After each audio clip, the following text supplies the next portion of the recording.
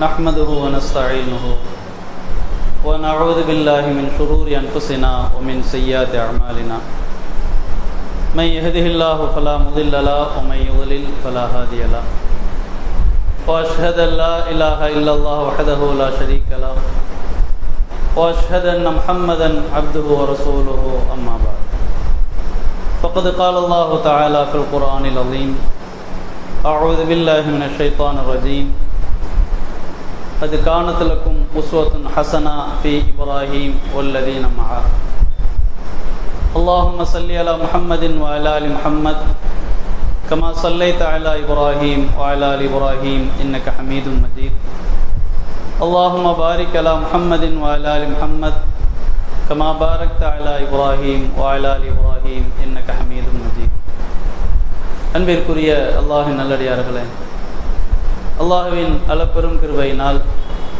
அவனால் கடமையாக்கப்பட்டிருக்கிற ஜும்ஆவுடைய இந்த வணக்கத்தில் நாம் எல்லாம் ஒன்று கூடி இருக்கிறோம். அல்ஹம்துலில்லாஹ். அல்லாஹ் ரப்பல் ஆலமீன் இந்த உலகத்தில் நமக்கு சிறந்த ஒரு வாழ்க்கையை வாழ்வதற்கான ஒரு வாய்ப்பாக அல்லாஹ் வழங்கியிருக்கிறான். நாம் வாழக்கூடிய இந்த காலத்தில் பல்வேறு வகையான கால நிலைகளை நாம் கடந்து வருகிறோம். குறிப்பாக ரமலான் என்கிற ஒரு மாதத்தை கடந்து துல்ஹஜ் என்கிற ஒரு மாதத்திற்குள் நாம் நுழையவிருக்கிறோம்.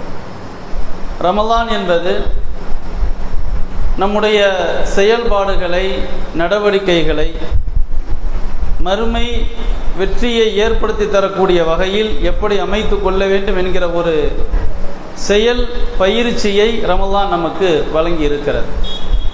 இந்த துல்ஹஜ் மாதம் என்பது இந்த உலகத்தில் நம்முடைய வாழ்க்கையை எப்படி அமைத்து கொள்ள வேண்டும், நாம் எடுக்கிற ஒவ்வொரு நடவடிக்கையும், செய்கிற ஒவ்வொரு செயலும், நம்பிக்கையாக இருந்தாலும் செயலாக இருந்தாலும், எந்த ஒரு செயலுமே நம்பிக்கையின் அடிப்படையில் தான் வெளிப்பட வேண்டும், செய்ய வேண்டும் அல்லது தவிர்க்க வேண்டும். அந்த அடிப்படையில் எந்த செயலாக இருந்தாலும் அது எப்படி அமைத்து கொள்வது என்கிற ஒரு பாடத்தை இந்த துல்ஹஜ் மாதம் என்பது நமக்கு தருகிறது. அதற்குரிய ஒரு முன் உதாரணமாக இப்ராஹிம் நபியை பற்றி அல்லாஹ் நமக்கு சொல்லி தருகிறான். இந்த மாதத்தில் இப்ராஹிம் நபியை பற்றி பேசாமல் அல்லது செய்யக்கூடிய எல்லா ஒரு செயலையும் இப்ராஹிம் நபி அவர்களை நினைவு கூறாமல் எந்த ஒரு செயலும் இந்த மாதத்தை நாம் செய்துவிட முடியாது, கடந்து போய்விட முடியாது. இது தமிழ்நாட்டில் மட்டுமல்ல, உலகம் முழுவதிலும் வாழக்கூடிய முஸ்லிம்கள், அல்லாஹ்வை நம்பக்கூடிய எந்த ஒரு மனிதனாக இருந்தாலும் இப்ராஹிம் நபியை பற்றிய வாழ்க்கை நடைமுறைகள் என்ன என்பதை பேசாமல் இருக்க முடியாது, நினைவு கூறாமல் இருக்க முடியாது. அதற்கு ஒட்டுமொத்தமாக ஒரு முத்தாய்ப்பாகத்தான் அல்லாஹ் ஹஜ் என்கிற ஒரு வணக்கத்தை வைத்திருக்கிறான். இன்றைக்கு உலகத்தில் எந்த மொழி பேசக்கூடிய மனிதராக இருந்தாலும், எந்த நிலத்தில் பிறந்த மனிதராக இருந்தாலும், எந்த நிறத்தில் பிறந்தவராக இருந்தாலும், எப்படிப்பட்ட ஒரு உயர்ந்தவராக தன்னை நினைத்து கொண்டாலும் அல்லது தாழ்ந்தவராக நினைத்து கொண்டாலும், எல்லோரும் தம் மனதில் எதை நினைத்திருக்கிறார்களோ அது போலி, அது உண்மை இல்லை. உண்மை என்பது அல்லாஹ்விற்கு அடிமை என்பது மட்டும்தான். அதை செயலாக பயிற்சியாகத்தான் இந்த மாதத்தில் ஹஜ் என்கிற அந்த வணக்கத்தின் மூலமாக ஒட்டுமொத்த மனித குலமும் பயிற்சியாக எடுத்து தத்தமது ஊர்களுக்கு சென்று, நாடுகளுக்கு சென்று, குடும்பங்களுக்கு சென்று நான் அடிமை என்பதை உணர்ந்து வந்து இருக்கிறேன். நான் பெரிய ஒரு பதவியில் இருந்தாலும், செல்வந்தனாக இருந்தாலும், அல்லது நிறத்தில் உயர்ந்தவனாக என்னை நான் கருதி கொண்டாலும், நிறத்தில் மட்டமானவனாக என்னை பிறர் பார்த்தாலும் நான் கருதி கொண்டாலும், அனைத்தும் உண்மைக்கு புறம்பானது, எதிரானது. உண்மை என்று ஒன்று இருக்குமானால் அது அடிமை என்பதுதான். நான் அடிமை என்கிற ஒரு பாடத்தை மக்கா என்கிற அந்த நிலப்பரப்பில் பெருவெளியில் ஹஜ்ஜி என்கிற ஒரு வணக்கத்தின் மூலமாக கற்று அறிந்து புரிந்து வந்திருக்கிறேன். அதன் அடிப்படையில் தான் நான் செயல்படுவேன். என் குடும்பத்தினராகிய என் உறவினராகிய அத்துணை பேர்களும் அதை அடிப்படையாக வைத்துத்தான் செயல்பட வேண்டும் என்கிற பாடத்தை அங்கிருந்து எடுத்துக்கொண்டு உலகத்தில் உள்ள எல்லா பகுதிகளுக்கும் செல்லக்கூடிய ஒரு மாதமாகத்தான் இந்த மாதத்தை அல்லாஹ் அமைத்து வைத்திருக்கிறான். அது அங்கு மட்டுமல்ல, துல்ஹஜ் மாதத்தில் குறிப்பாக அந்த 10 நாட்களுக்கு பிறகான அந்த குர்பான் என்று சொல்லப்படுகிற அந்த அமல் அல்லது பிறை 1 நாம் செய்யக்கூடிய பல்வேறு அமல்கள் அந்த இப்ராஹிம் நபியினுடைய அடிப்படையான பாடத்தை தான் சொல்லித் தருகிறது. என்ன அவர்கள் உலகத்தில் வாழும்போது செய்தார்கள்? பொதுவாகவே இந்த உலகத்தை பற்றிய வாழ்க்கை பற்றிய புரிதலை நாம் மனதில் ஆழமாக பதிய வைத்துக் கொள்ள வேண்டும். பிறக்கிற எல்லோருமே இதை வாழ்க்கை என்று நினைக்கிறோம். பிறந்த நாம் நினைப்பதை விட நம்மை படைத்து இந்த பிரபஞ்சத்தை படைத்து இது எப்படி இயங்க வேண்டும் என்கிற ஒரு நிர்வாக கட்டமைப்பை வழங்கி கண்காணித்து கொண்டிருக்கிற, எந்த ஒரு இடையூறும் ஏற்படாத வகையில் நிர்வகித்துக் கொண்டிருக்கக்கூடிய அந்த ரப்பு சொல்கிறான், இது வாழ்க்கை இல்லை. மறுமைதான் வாழ்க்கை, இந்த உலகம் வாழ்க்கை இல்லை.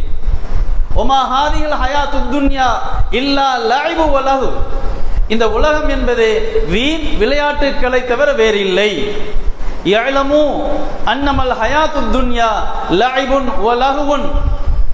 மக்களை புரிந்து கொள்ளுங்கள், இந்த உலகம் என்பது வீண் விளையாட்டுக்களை தவிர வேறில்லை. உங்களுக்கிடையில் செல்வத்தை அதிகரித்துக் கொள்வது, உங்களுக்கிடையில் மக்களை அதிகமாக பெற்றுக்கொண்டு அதில் பெருமை அடித்துக் கொள்வது, நான் சிறந்தவனா நீ சிறந்தவனா, நான் பெருமைக்குரியவனா புகழுக்குரியவனா, உன்னை விட நான் மேல் என்பதாக இப்படி ஒருவருக்கொருவர் பெருமை அடித்துக் கொள்வதுதான் இந்த உலகத்தில் இருக்கிறதே தவிர உண்மையில் இந்த உலகம் என்பது வாழ்க்கை இல்லை. மறுமையில் அல்லாஹ்வின் அருள் கடுமையான தண்டனை, இதை தவிர வேறில்லை. இந்த உலக வாழ்க்கை ஏமாற்று இன்பத்தை தவிர வேறில்லை. செல்வமோ மக்களோ பெருமையோ புகழோ அனைத்துமே உயிர் உடலிலிருந்து செல்கிற வரைதான். உடலிலிருந்து உயிர் சென்று விட்டது என்றால் எந்த பதவியோடும் நாம் அடையாளப்படுத்தப்பட மாட்டோம், எந்த பெருமிதத்தோடும் அடையாளப்படுத்தப்பட மாட்டோம். பொது பெயர் மையித் என்கிற பெயரை தவிர வேறு எதுவும் நமக்கு மிஞ்ச போவதில்லை. அப்ப இந்த உலகம் என்பது வெறும் ஏமாற்று, இதை கண்டு ஏமாந்து விடாதீர்கள். வாழ்க்கை என்றால் மறுமைதான். மறுமையில் 2 நிலைதான், அல்லாஹ்வின் திருப்தி, மக்ஃபிரத் சொர்க்கம், கொடூரமான தண்டனை. 2இல் எதை நீங்கள் தேர்வு செய்து கொள்ள போகிறீர்கள்? உங்கள் கையில் இருக்கிறது. இதை இப்ராஹிம் நபியுடைய வாழ்க்கையின் மூலமாக அல்லாஹ் நமக்கு சொல்லித் தருகிறார். அவர் எடுத்த நடவடிக்கை செயல்பாடுகள் அனைத்துமே இந்த ஒரு அடிப்படையை கொண்டதுதான்.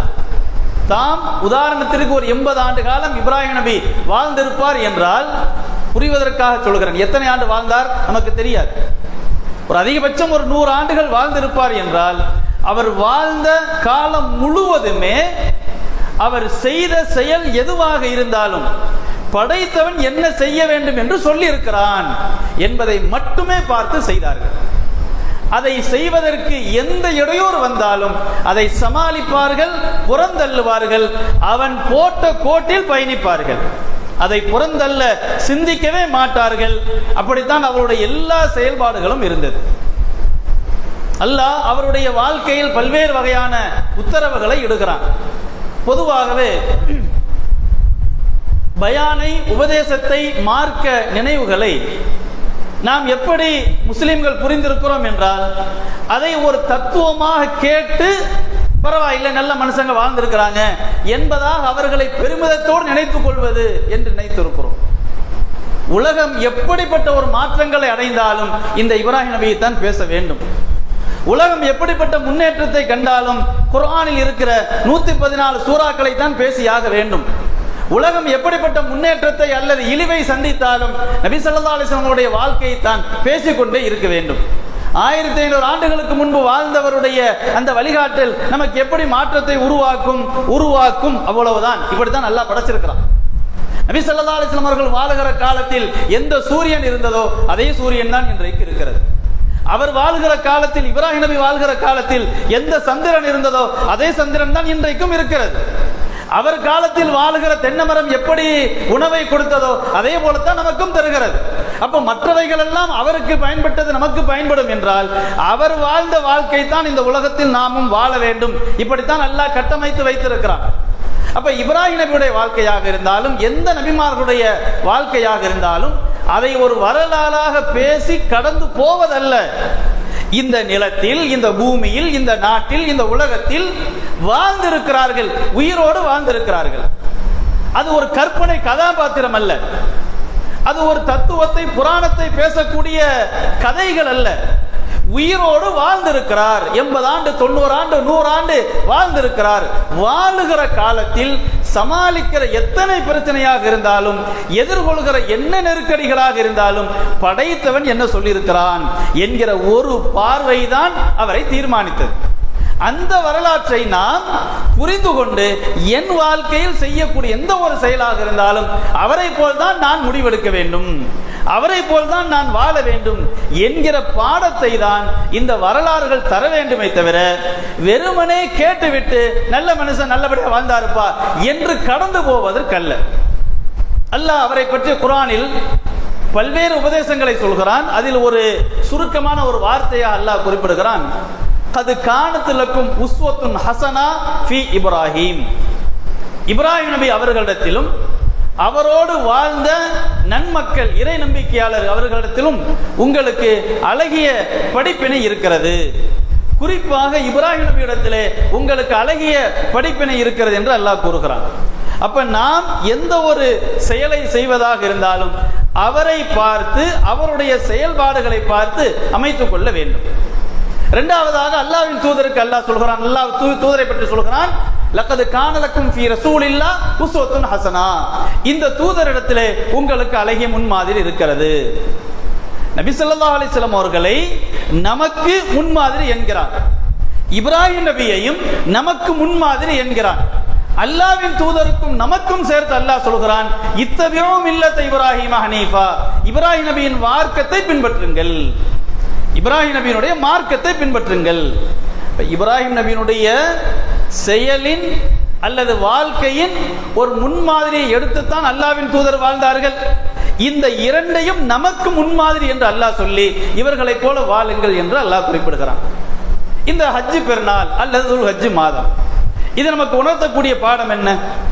இப்ராஹிம் அலைஹிஸ்ஸலாம் அவர்கள் அல்லாஹ் ஒரு பல்வேறு உத்தரவுகளில் ஒரு உத்தரவு அல்லாஹ் சொல்கிறான், உங்களுடைய குடும்பத்தாரை, மனைவி, மகன், மகன் என்பவர் ஒரு இளைஞராக வளர்ந்து ஒரு 25-30 வயதுகளை கடந்த ஒரு மகன் அல்ல, பிறந்த குழந்தை, ஒரு 4 மாதம் 5 மாதம் அப்படியான ஒரு காலகட்டத்தில் இருக்கிற ஒரு குழந்தை தாயோடு சேர்த்து குழந்தையும் சேர்த்து கொண்டு போய் குறிப்பிட்ட ஒரு நிலப்பரப்பில் குடியமர்த்தி விட்டு நீங்கள் வந்த வழியே வந்து விடுங்கள், திரும்பி சென்று விடுங்கள். அல்லாஹ்வின் உத்தரவு. நமக்கு தெரியாத ஒரு புதிய வரலாறு அல்ல. கொண்டு போய் ஒரு குறிப்பிட்ட ஒரு நிலப்பரப்பில் யாருமே வாழ முடியாத ஒரு நிலம், அந்த நிலத்தில் அவர்களை தங்க வைத்து விட்டு வந்த வழியே கிளம்புகிறார். அவரது மனைவி அவர் பின்னால் வந்து, நீங்கள் இப்படி விட்டு விட்டு செல்கிறீர்களே, எந்த ஒரு விளக்கமும் சொல்லாமல் பதிலும் சொல்லாமல் போறீங்களே அப்படின்னு திரும்ப திரும்ப கேட்கிறாங்க. அவர் எந்த ஒரு பதிலும் சொல்ல தயார் இல்லை. அல்லாஹ்வின் உத்தரவு என்னவோ அதை செய்துவிட்டு திரும்புகிறார். அந்த தாய் கேட்கிறார், அந்த மனைவி கேட்கிறார், குடும்ப தலைவி கேட்கிறார், அல்லாஹு அமரக்க பிஹாதா, அல்லாஹ் உங்களுக்கு இப்படி செய்ய வேண்டும் என்று கட்டளையிட்டானா? அதற்கு மாத்திரம் சைகையாக ஆம் என்று தெளிவுபடுத்துகிறார்கள். அப்படியானால் இன்னல்லாஹ லா யுதையுனா, அல்லாஹ் எங்களை ஒருபோதும் வீணாக்கி விட மாட்டான். நான் மீண்டும் சொல்கிறேன், குடும்ப தலைவி, தாய், மனைவி, பெண், அவர் சொல்கிற பதில். எப்படிப்பட்ட இடம், எப்படிப்பட்ட ஊர், கணவருடைய துணை இல்லை, ஆதரவு இல்லை, கணவர் மரணித்தால் கூட சமாளித்திருக்கலாம். சரி, மூத்தா போறது, எல்லாரும் மூத்தா போறதுதான், ஏதோ மூத்தா போயிட்டாரு, இனிமே நம்ம தான் வாழ்க்கையை சமாளிச்சாகணும் என்று புரிந்து கொள்ளலாம். ஒரு காலத்திற்கு பிறகு ஒரு சமாளித்து வந்து விடலாம். உயிரோடு இருக்கிறார், விட்டு விட்டு செல்கிறார், அதற்கான விளக்கத்தை கூட சொல்ல மறுக்கிறார். அந்த நாட்களுக்கு என்ன சமாளிக்க தேவையோ, பேரித்தம்பழமோ தண்ணீரோ அல்லது காய்ந்து போன ரொட்டியோ, அன்றைக்கு இருந்த உணவு, எதை அன்றைக்கு தேவைக்கு, சில நாட்கள் தேவைக்கு வழங்க முடியுமோ கொடுத்து விட்டு கிளம்பி விடுகிறார். இதை ஒரு பெண் எப்படி எதிர்கொள்வார், எப்படி சமாளிப்பார்? எந்த ஒரு எதிர்காலத்தின் எந்த ஒரு வாய்ப்பும் அவர் முன்னால் இல்லை. வருங்காலத்திற்கான எந்த ஒரு கட்டமைப்பும் அவருக்கு இல்லை. வருங்காலம் என்பது கண் முன்னால் ஒன்றுமே இல்லை, வெறும் இருள் தான்.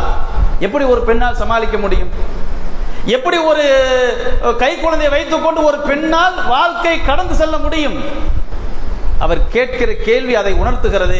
எப்படி கணவனும் மனைவியும் வாழ்ந்திருக்கிறார் என்று அந்த கேள்வி உணர்த்துகிறது. அவர் என்ன கேட்கிறார்?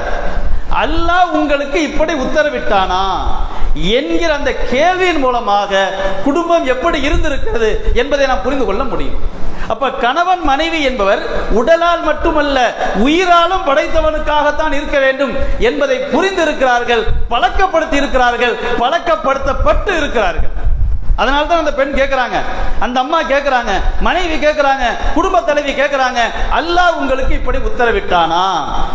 அப்படி உத்தரவிட்டுத்தான் நீங்கள் செய்தீர்கள் என்றால் இன்னல்லாஹ லா யுதையுனா, அல்லாஹ் எங்களை ஒருபோதும் வீணாக்கி விட மாட்டான். சென்று விடுகிறார் குடும்ப தலைவர். இவர் கண் இவருடைய அந்த மனைவியையும் மகனையும் பார்க்க முடியாத அளவிற்கு ஒரு தூரமாக சென்ற பிறகு, ஒரு மலையின் மறைவாக சென்ற பிறகு அல்லாஹ்விடத்தில் கையேந்துகிறார். இன்னி அஸ்கன்து மின் துர்ரியதி பிவாத் غير ذي زرع عند بيتك المحرم ربنا ليقيموا الصلاة فاجعل أفئدة من الناس تهوي إليهم وارزقهم من الثمرات لعلهم يشكرون. என் ரப்பே, என் இறைவா, என் குடும்பத்தை இந்த நிலத்தில் நான் தங்க வைத்து விட்டேன், குடி அமர்த்தி விட்டேன். நான் சுத்தி பார்த்துட்டு வர்றதுக்கு இல்ல, போயிட்டு நான் அடுத்த வாரம் வந்து கூட்டுக்கிறம்பா, அது வரைக்கும் இந்த பார்க்கில் ஜாலியா சுத்திக்கிட்டுறீங்க என்று இல்லை. இறைவா, நான் குடி அமர்த்தி விட்டேன். எப்படிப்பட்ட இடம்? எந்த ஒரு விளைச்சலும் இல்லாத ஒரு இடம், மக்களுடைய புழக்கம் அங்கு இல்லாத ஒரு நிலம். உனக்காக நீ சொன்னதற்காக குடியமர்த்தி விட்டேன். இறைவா, அவர்கள் உனக்கு நன்றி செலுத்த வேண்டும், தொழுகையை நிலைநாட்ட வேண்டும், சரியான முறையில் நீ சொன்ன அடிப்படையிலே வாழ வேண்டும் என்பதற்காக, உனக்கு நன்றியோடு வாழ வேண்டும் என்பதற்காக அவர்களுக்கு நீ ரிசுக்கை கொடு, மக்களின் உள்ளங்களை அவர்களை நோக்கி நீ திருப்பு. துவா செய்துவிட்டு சென்று விடுகிறார்கள். அதோடு அல்லாஹ் நமக்கு அந்த வரலாறை முடிச்சிடறான். சென்றவர்கள், இங்கு நடக்கிற பிரச்சனை அவருக்கு தெரியுமா? குழந்தைக்கு தேவையான உணவு தாய் கொடுக்க வேண்டும், பால் ஊட்ட வேண்டும். அடிப்படையான உணவு தீர்ந்து விட்டது. தாய் வயிற்றுக்குள் உணவு சென்றால்தான் பால் சுரக்கும். பால் கொடுத்தால்தான் பிள்ளை அடுத்த உயிரை காப்பாற்றிக் கொள்ள முடியும். அனைத்தும் தீர்ந்து விட்டது. பிள்ளை கடந்து கதறுகிறது, கொடுப்பதற்கு ஒன்றுமில்லை, தாய் பால் ஊறவில்லை. தாய்க்கு சாப்பாடு கொடுக்கணும்ல, அங்கும் இங்குமாக ஓடுகிறார். இன்றைக்கு அதை அல்லாஹ் வணக்கமாக வைத்திருக்கிறார். சஃபாவுக்கும் மருவாவுக்கும் இடையில் ஓடுகிறோம். எல்லா ஹஜ் செய்யக்கூடியவர்களும் உம்ரா செய்யக்கூடியவர்களும் அங்கும் இங்குமாக ஓடுகிறோம். அவர் ஓடிய காரணம் ஒன்று, அவர் தனது தேவைக்காக, அவசியத்திற்காக ஓடினார். அல்லாஹ் எப்படி மாத்திட்டான்? அவர் செய்தது அவசிய தேவை, அதை நீங்கள் வணக்கமாக செய்யுங்கள். ஏன்? அவர் வாழ்ந்ததுதான் வாழ்க்கை. இந்த பூமி பந்தில் எப்படி வாழ வேண்டும் என்று உங்களுக்கு பாடம் எடுத்த தாய் அவர். அங்கும் இங்குமாக ஓடுகிறார், தன்னுடைய அவசிய உயிர் தேவைக்காக ஓடுகிறார். வணக்கமாக செய்யுங்கள், அதை கண் முன்னால் நீங்கள் கொண்டு வாருங்கள். அதற்கு பிறகு அல்லாஹ் ஒரு நீரூற்றை ஏற்படுத்த செய்கிறான். அந்த குழந்தையின் காலடியிலே ஒரு நீரூற்றை அல்லாஹ் ஏற்படுத்துகிறான். ஜம்சம் என்கிற நீர், அதை அருந்துகிறார்கள். அதற்கு பிறகு அவர்களுடைய அடிப்படை வாழ்வாதாரம் ஓரளவிற்கு தற்காத்துக் கொள்ளக்கூடிய நிலையில் அமைகிறது. அந்த பகுதியில் பயணிகளாக சென்று கொண்டிருந்த வணிகர்கள் பறவைகள் வட்டமிடுவதை பார்த்து வந்து விசாரிக்கிறார்கள். பார்த்தால் ஒரு தாயும் மகனும், ஒரு நீரூற்று, ஒரு தாய் மகன் இருக்கிறார்கள். அப்படியே தொடர்பு ஏற்படுகிறது. சன்னஞ்சன்னமாக சிறு தொடர்பு ஏற்பட்டு நாங்கள் குடியமர்ந்து கொள்ளலாமா என்பதாக கேட்டு சிலர்கள் வருகிறார்கள். அமர்ந்து கொள்ளுங்கள், குடியிருந்து கொள்ளுங்கள், ஆனால் தண்ணியின் உரிமை எனக்குத்தான். தண்ணியினுடைய உரிமைதாரர் நான், என் அனுமதியின் பேரில் தான் உங்களுக்கு வழங்க முடியும் என்கிற நிபந்தனையின் பேரிலே அங்கே இருக்கிறார்கள். கொஞ்சம் கொஞ்சமாக இருக்கிறார்கள். ஒரு கிராமமாக, ஒரு வாழக்கூடிய இடமாக அது உருவெடுக்கிறது. இப்ராஹிம் நபி அவர்கள் இங்கே விட்டு செல்லும் போது யாரும் இல்லை, எந்த ஒரு ஆதரவும் இல்லை. அல்லாஹ்விடத்தில் பொறுப்பை கொடுத்து விட்டு சென்று விட்டார்கள். அல்லாஹ் அப்படி எப்படிப்பட்ட சூழ்நிலை அமைக்கிறான் பாருங்க. அதாவது நம்ம நினைக்கிறோம் உலகத்துல மக்களை நான் தான் காப்பாற்ற போறேன், இந்த தலைவன் தான் என்னை காப்பாத்துவான், என் புருஷன் தான் என்னை காப்பாத்துவாரு, என் தகப்பன் தான் என்னை காப்பாத்துவாரு. எல்லாமே காரணம் இயக்குகிறவன் அல்லாஹ். அனைத்தும் போய்விடும். எதுவாக இருந்தாலும் சரி குறிப்பிட்ட காலத்தோடு முடிந்துவிடும். ஒவ்வொரு பொருளுக்கும் ஒரு தவணை வைத்திருக்கிறான். அந்த தவணை முடிந்தவுடன் போய்விடும். அது வாழுகிறவர்கள் படைத்தவனுக்காக வாழ வேண்டும். தகப்பன் என்கிற ஒரு காரணம், தாய் என்கிற ஒரு காரணம், கணவன் என்கிற ஒரு காரணம், மனைவி என்கிற ஒரு காரணம், பிள்ளை என்கிற ஒரு காரணம், வேலை என்பது ஒரு காரணம். அனைத்தும் காரணம்தான். அந்த காரணங்கள் போகத்தான் செய்யும். காரணத்தை உருவாக்கியவன் என்றைக்கும் இருப்பான். நித்திய ஜீவன், அழிவே முடிவே இல்லாதவன். அப்ப அவன் சொல்கிற அடிப்படையில் வாழுகிறோமா என்பதுதான் அடிப்படையானது. அப்ப அவர் போயிட்டாரு. அவர் போன உடனே இவங்க அழிஞ்சு போயிட்டாங்களா? அந்த அம்மா அல்லாஹ் அழிச்சிட மாட்டான், நாங்க வீணா போயிட மாட்டோம்னு சொன்னாங்களே, அது பொய்யாயிருச்சா? அது வெற்று தத்துவமா? அது அல்லாஹ் நிரூபித்து காட்டினானா இல்லையா? எப்படி செய்கிறான்? மந்திரத்தால் அல்லாஹ் எதையும் உருவாக்கவில்லை. மக்கள் இயல்பாகத்தான் வருகிறார்கள், பார்க்கிறார்கள், அங்கு சிறிய ஒரு நீரூற்று தெரிகிறது, மக்கள் தானாகத்தான் அங்கு வருகிறார்கள். அப்படியே வந்து சன்னஞ்சனமாக கூடி அமர்கிறார்கள். நம்ம என்ன நினைக்கிறோம்னா அல்லாஹ்வுடைய உதவி வரணும். எப்படி வரணும்? பொத்துக்கிட்டு உழணும்னு நினைக்கிறோம். அப்படி வராது. அல்லாஹ்வுடைய உதவி என்பது பார்சல்ல வந்து சேராது நம்ம கையில. சிறிது சிறிதாக மாற்றம் ஏற்படும். அந்த மாற்றத்தை பல காலம் கடந்த பிறகு நாம நினைப்போம் இது என்னால் முடிந்திருக்காது, அல்லாஹ்வின் நாட்டம் இருந்தாலே தவிர. அப்ப அல்லாஹ் நம்மள்ட்ட இயக்குறான், அல்லாஹ் நமக்கு தருகிறான், பொருளாக தரமாட்டான். அது உடனடியாக அதை உணர்ந்து கொள்ளவும் முடியாது. சிறிதாகத்தான் அது ஏற்படும். அந்த மாற்றத்தை அல்லாஹ் தந்தே தீருவான். அவன் சொன்ன அடிப்படையில் நடந்தால், அவனுடைய வார்த்தைகளை வழிகாட்டுதலை கேட்டு நடந்தால் மாற்றத்தை உதவி அல்லாஹ் தருவான் என்பதற்கு இந்த வரலாறு சான்று. அதற்கு முன்பே அந்த தாயின் வாக்கு மூலம் சான்று. அல்லாஹ் எங்களை வீணாக்கிற மாட்டான். இப்ப இது ஒரு வரலாறு. இன்னைக்கு நம்ம பெண்களுக்கு அது தெரியுமா? நம்ம குடும்ப தலைவிகளுக்கு அதை புரிய வச்சிருக்கிறோமா? நான் என்றைக்கும் மூத்தா போவேன், எனக்கு வேலை இருக்குல்ல, கடை இருக்குல்ல, நிரந்தரம் இல்லை, என்றைக்கும் எப்படியும் மாறும், இதை நம்பி வாழக்கூடாது. நான் என்னை நம்பி வாழாமல் படைத்தவனை நம்பி வாழ். நான் தற்காலிகம் எப்ப வந்தனா? 25 வயசுக்கு பிறகு உனக்கு புருஷனா வந்த. நீ எனக்கு எப்ப மனைவியா வந்த? 20 வயசுக்கு பிறகு வந்த. அதற்கு முன்னர் நீ யார்? அதற்கு முன்னர் நான் யார்? உங்க உம்மாவுக்கு பிறக்க வந்து நீ எங்க இருந்த? நான் எங்கே இருந்தேன்? திடீர் என்ற ஒரு நாள் போய்விடுவேன், அவ்வளவுதான். எனக்கு டைம் முடிஞ்சா நான் போயிருவேன், நீனும் போயிருவேன். நீ போயிட்டாலும் நான் அதை புரிந்து கொள்ள வேண்டும், நான் சென்று விட்டால் நீ அதை புரிந்து கொள்ள வேண்டும்.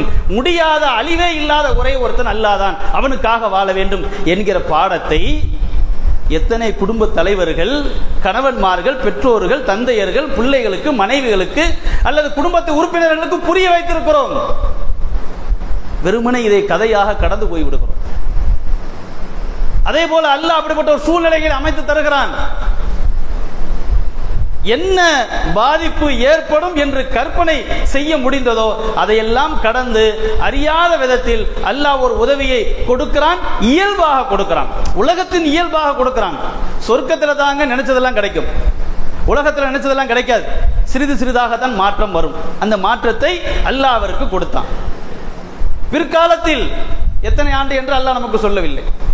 ஃபலம்மா பலக மஅஹு ஸஅய், அவர் உழைக்கிற ஒரு பருவ வயதை அடைந்த போது, அப்போ ஒரு இளைய பருவத்தை அவர் அடைந்து விட்டார். இஸ்மாயில் அலைஹிஸ்ஸலாம் தந்தை வருகிறார், மகனை சந்தித்து பேசுகிறார். எனது அருமை மகனே, உன் இன்னி அரா ஃபில் மனாம் அன்னி அஸ்பஹு ஃபன்துர் மாதா தரா, உன்னை அறுத்து பலியிட வேண்டும் என்று அல்லாஹ் எனக்கு கனவில் மூலமாக உத்தரவிடுகிறான், நீ என்ன கருதுகிறாய்? அவர் சொல்கிறார், ஃபஃஅல் மா துமர் சதஜிதுனி இன்ஷா அல்லாஹ் மினஸ் சாபிரீன், உங்களுக்கு விடப்பட்ட உத்தரவை நீங்கள் செய்து முடியுங்கள். அல்லாஹ் நாடினால் என்னை பொறுமையாளனாக காண்பீர். அந்த வளர்க்கப்பட்ட பிள்ளையை பாருங்க, அந்த வளர்க்கப்பட்ட பிள்ளையின் சிந்தனை எப்படி இருக்கிறது? நம்ம காலத்தில் ஒப்பிட வேண்டிய தேவை இல்லை, சம்பந்தம் இருக்காது. அது ஆனாலும் பிள்ளையின் சிந்தனை எப்படி இருக்கிறது? உன்னை அறுத்து பலியிட அல்லாஹ் எனக்கு உத்தரவிடுகிறான். அன்றைக்குள்ள ஒரு சமூக பிரச்சனைகளையும் அல்லாஹ் நமக்கு இதுல பாடமிட்டு காட்டுறான். அது இன்னொரு விஷயம். அன்றைக்கு இருந்த நரபலி என்கிற ஒரு பாடத்தை, ஒரு கலாச்சாரத்தை இப்ராஹிம் நபியின் மூலமாக அல்லாஹ் தகர்த்து எறிகிறான். அது ஒரு மிக முக்கியமான ஒரு பாடம். ஆனால் பல ஆயிரம் ஆண்டுகள் கலந்து இன்றைக்கும் கூட நரபலி என்பது இந்த உலக மனித குலத்தில் தொடர்ந்து கொண்டுதான் இருக்கிறது. மூட நம்பிக்கையாக தொடர்ந்து கொண்டிருக்கிறது. இந்த மூட நம்பிக்கை சில ஆயிரம் ஆண்டுகளுக்கு முன்பு அன்றைய மனிதகுல கலாச்சாரத்தில், பண்பாட்டில் இருந்தது. அதை உடைத்து எறிந்தார்கள் இப்ராஹிம் நபி தன் மகன் மூலமாக. இறைவனின் திருப்திக்காக நீ பலி கொடுக்க வேண்டுமா? மனித உயிரை கொடுக்காதே, உனக்காக கால்நடை இருக்கிறது என்கிற பாடத்தை இப்ராஹிம் நபியின் மூலமாக அல்லாஹ் வழங்குகிறான். மனித குலத்திற்கு அல்லாஹ் புரிய வைக்கிறான். இந்த பிள்ளை எப்படி வளர்க்கப்பட்டிருக்கிறார்? உன்னை அறுத்து பலியிட அல்லாஹ் எனக்கு உத்தரவிடுகிறான். நீ என்னப்பா நினைக்கிற? நீங்கள் செய்து முடியுங்கள், நான் சமாளித்துக் கொள்வேன். அப்படி சொல்லல. என் திறமை, நான் எதையும் தாங்கும் இதயம் கொண்டவன், இரும்பு இதயம் கொண்டவன், நான் கல் நெஞ்ச அப்படிலாம் சொல்லல. இன்ஷா அல்லாஹ், அல்லாஹ் நாடினால் என்னை நீங்கள் பொறுமையாளனாக காண்பீர். எவ்வளவு பெரிய ஒரு உயிர் ஆபத்தான ஒரு நிலை. அதிலும் அந்த பிள்ளைக்கு எப்படிப்பட்ட ஒரு நிதானம், தெளிவான சிந்தனை. எப்படிப்பட்ட சிக்கல் வந்தாலும் நிதானமின்மை என்பதே அங்கு கிடையாது. நிதானமாக அழகாக பதில் சொல்கிறார். அல்லாஹ் நாடினால் நீங்கள் என்னை பொறுமையாளனாக காண்பீர்.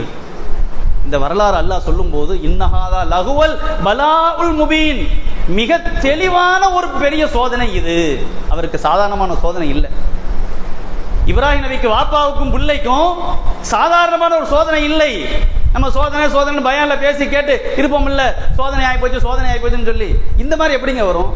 திடீர்னு ஒரு விபத்து வந்துட்டா தாங்க முடியாம துடிச்சிருவோம், அப்புறம் ஒரு அளவுக்கு தயாராயிருவோம். நீ அறுத்து பலியிடுன்னா, நீ போய் அறுனா எவ்வளவு பெரிய கொடுமை அது. அதை ஜீரணிக்கணும்ல. முதல்ல நம்ம பையனை நம்ம அறுக்கிறதா? கடாய அறுக்க மனசு வருதா? முதல்ல மாட்டை அறுக்க மனசு வருதா? ஒரு மாசம் வளர்த்துட்டோமுங்க, கீரையை கொடுத்து நல்ல கொஞ்சம் கிஞ்சி கிளிப்பாட்டி நல்லா வளர்த்துட்டோம். ஆடை ரசிச்சு கிசிச்சு வீடியோலாம் எடுத்து வச்சு நல்லா வளர்த்துட்டோம். தெக்க புக்குன்னு அறுக்க மனசு வருதா? ஒரு ஆடு அது கோவச்சுக்கிறோமா இல்ல சண்டை போடுமா, என்ன பண்ணும்? அதை அறுக்க மனசு வர மாட்டேங்குது. ஒரு மாசம் பழகிட்டா, ஒரு 2 மாசம் செல்லமாத வளர்த்து வச்சுட்டோம்னா பிள்ளையா இருக்கிற மாதிரி அதை கவலைப்படுறோம் நிறைய பேர். ஒரு ஆட்டையே அறுக்க மனசு வர மாட்டேங்குது, பெத்த பிள்ளை யாரு நல்லா சொல்றான்னா எப்படி ஒரு தகப்பனுக்கு மனசு வரும்? சொல்ல போனால் வயதான ஒரு நிலை, வாழ்க்கையின் இறுதி பகுதிக்கு சென்று கொண்டிருக்கக்கூடிய ஒரு மனிதர். இதுதான் ஊன்றுகோல். இந்த பிள்ளை தான் அவரை தாங்க வேண்டிய ஒரு ஊன்றுகோல். அப்படிப்பட்ட ஒரு காலகட்டம். அறுத்து பலியிடுமாறு அல்லாஹ் சொல்கிறான் என்று 2 பேத்துக்குமே பெரிய ஒரு சோதனை தான். லகுவல் பலாஉல் முபீன், மிக தெளிவான ஒரு சோதனை, கடினமான ஒரு சோதனை தான். ஆனால் எப்படி கடந்து போனாங்க? அவர் உடனடியாக தயார், மகனும் தயார். அப்பதான் அல்லாஹ் என்ன பண்ணா, இந்த கால்நடையா அல்லது பலிப்பிராணி நீங்கள் அறுத்து பலியிடுங்கள். கது சத்தக்த ருயா இன்னா கதாலிக நஜ்ஸில் முஹ்ஸினீன், கனவை நீங்கள் உண்மைப்படுத்தி விட்டீர்கள். கனவு தானப்பா, போயிட்டு போகுது, தெரியலன்னு சொல்லிடலாம். கனவு மறந்து போச்சுன்னு சொல்லிடலாம். நம்மளாம் என்ன பண்ணுவோம், கண்ட கனவு ரொம்ப பயங்கரமா போவோம், கண் முழிச்சோன்னு எல்லாம் காணா போயிடும்.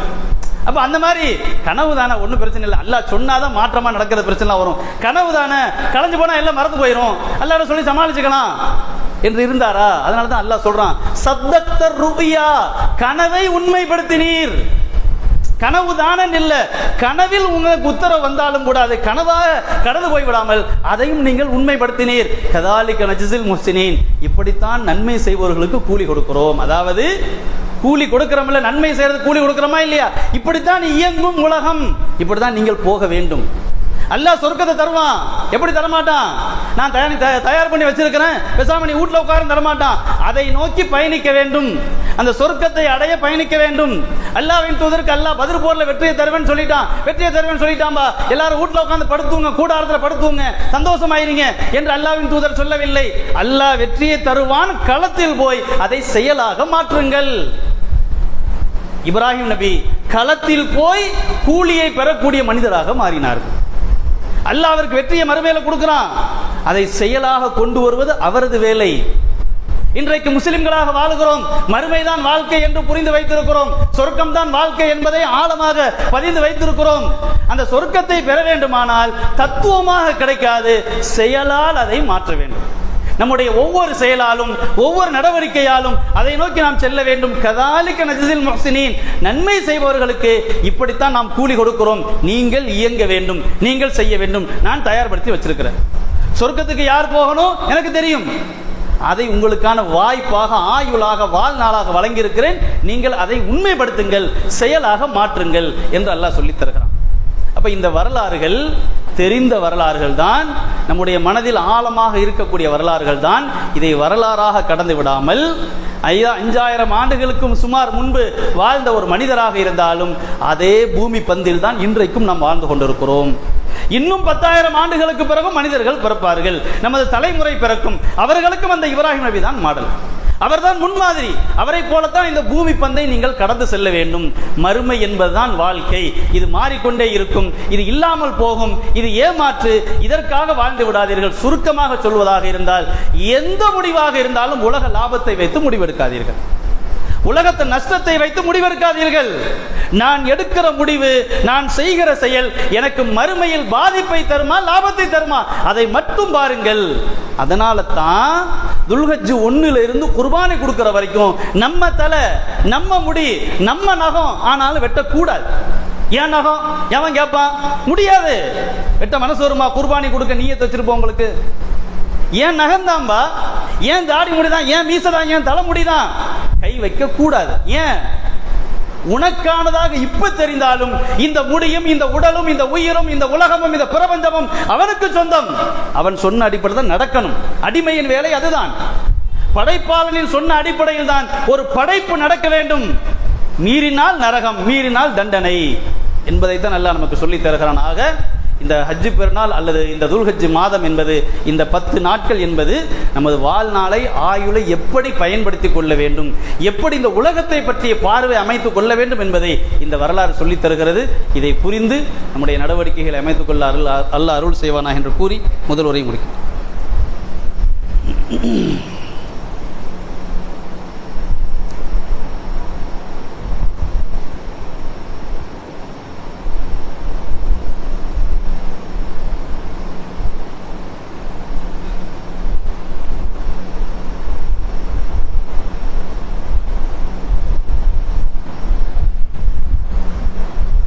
அல்ஹம்துலில்லாஹி ரப்பில் ஆலமீன் வஸ்ஸலாத்து வஸ்ஸலாமு அலா ரசூலில்லாஹி ஸல்லல்லாஹு அலைஹி வஸல்லம். அம்மா பஅத். அன்பிற்குரிய அல்லாஹ்வின் நல்லடியார்களே, அல்லாஹ் நமக்கு ஜும்மாவுடைய வணக்கத்தை ஒரு மிகப்பெரிய நன்மைக்குரிய வணக்கமாக அல்லாஹ் நமக்கு வழங்கி இருக்கிறான். இந்த ஜும்மாவிற்கு இன்ஷா அல்லாஹ் அடுத்த ஜும்மாவிற்கு வரக்கூடிய வாய்ப்பை நாம் பெறுகிறோம் என்றால் 10 நாட்களில் செய்யப்பட்ட அந்த சிறு சிறு பாவங்கள் மன்னிக்கப்படுவதற்கு இந்த வருகை காரணமாக இருக்கிறது. அதே போல முதல் நேரத்தில் வருகிறவர் ஒரு ஒட்டகத்தை தானமாக வழங்கிய நன்மை பெறுகிறார். 2ஆம் நேரத்தில் வருகிறவர் ஒரு மாட்டை தானமாக வழங்கிய நன்மை பெறுகிறார் என்பதாக அல்லாஹ்வின் தூதர் சொல்லி, கடைசி நேரத்தில் வருகிறவர் ஒரு முட்டையை தானமாக வழங்கிய நன்மை அளவிற்கு அல்லாஹ்வின் தூதர் சொல்லித்தராங்க. இதில் நீங்கள் பார்த்தீங்கன்னா எதிலையும் 10லிருந்து 10:30, 11லிருந்து 11:45 சொல்லலை.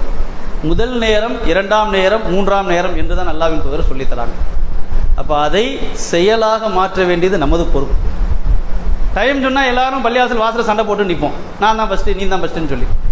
அதனால தான் டயத்தை அல்லாஹ் சொல்லலை, போட்டியை உருவாக்க வேண்டும், அவர்களாக வர வேண்டும். இது குர்ஆனில் மார்க்கம் பல இடங்களில் இதை வைத்திருக்கிறது, ஒரு பொதுவான ஒரு போட்டியாக.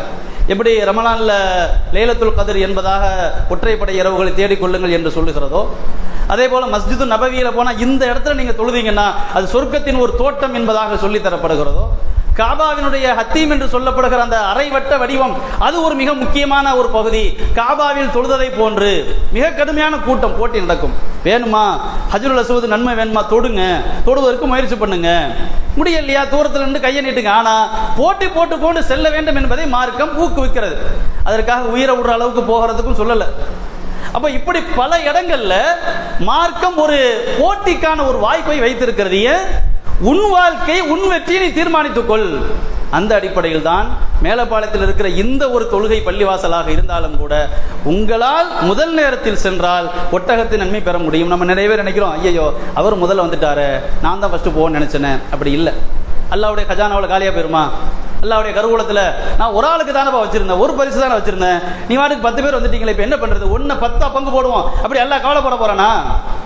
லட்சம் பேர் வந்தால் அல்லாவால குறை இல்லாமல் கொடுக்க முடியும். வர்றமாங்கிறதா முக்கியம். எவ்வளவு பேர் எவ்வளவு சீக்கிரம் வர்றாங்கிறதா முக்கியம். அதனால ஜும்மாவுடைய நன்மையை நிறைவாக பெறக்கூடிய வகையில் நமது வருகை அமைந்திருக்க வேண்டும். இன்னொரு முக்கியமான ஒன்றை நினைவுபடுத்திக் கொள்ள வேண்டும். மலக்குமார்கள் பதிவு செய்கிறார்கள் பெயர்களை. இன்னார் வந்துட்டார், இன்னார் வந்துட்டார் என்று அட்டெண்டன்ஸ் நடந்துகிட்டே இருக்குது. பாங்கு சொல்லப்படுகிற வரை நடக்கிறது. இமாம் மெம்பரில் அமர்ந்து பாங்கு சொல்லிவிட்டால் புத்தகத்தை மூடிவிட்டு வந்து சபையில் அமர்ந்து பயானை கவனமாக கேட்கிறார்கள். அப்ப நம்ம ஒட்டகத்தை தர்மமாக வழங்கிய நன்மையை பெற வரணும்.